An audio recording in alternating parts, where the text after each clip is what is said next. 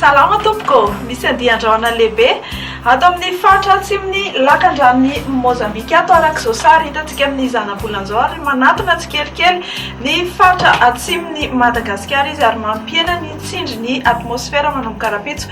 Vokatr' izany ary manomboka rapitso dia isy ny oram-baratra ny amin'ny faritra atsimony Madagasikara. Mahazo hery tsikelikely ihany koa ny alzay amin'izao fotoan'izao.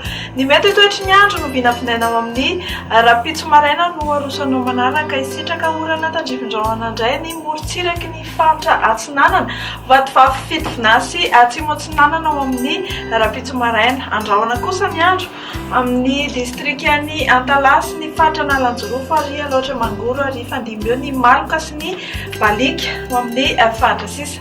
Ao amin'ny rapitso tolakandro dia isy ny orana tandrifin-drahona ny faritra Vatomandry sy Mananjariny. Anorana tandrifin-drahona mety arahakotroka kosa ho anareo any atsimo Atsinanana, Anosy sy Androiany araka ny efa voalaza teny am-piandohana. Anorana malefaka ny faritra Antalary ifandimby ny rahona sy ny masoandro ny any amin'ny faritra sisa. Tsy dia metsika firy ny maripana no vinavinaina ao amin'ny rapitso maraina fa ny ambany indrindra ilay 12 degré celsius any avakina karatra.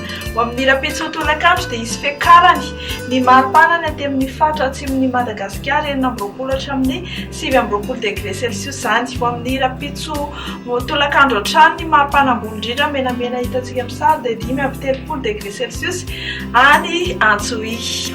Ny fandimby eo ny rahona sy masoandro amin'ny rapitso any Paris, Milan, Maurice, anorana tandrifin-drahona kosa ao Comores, Seychelles, La Réunion mety arahakotrika izany any amin'ny faritry Bangkok any. Dia ny namako Tahinandriampahasa indray miaraka aminao amin'ny rapitso fa ny tenako kosa manome fotoananao amin'ny manaraka veloma tompoko.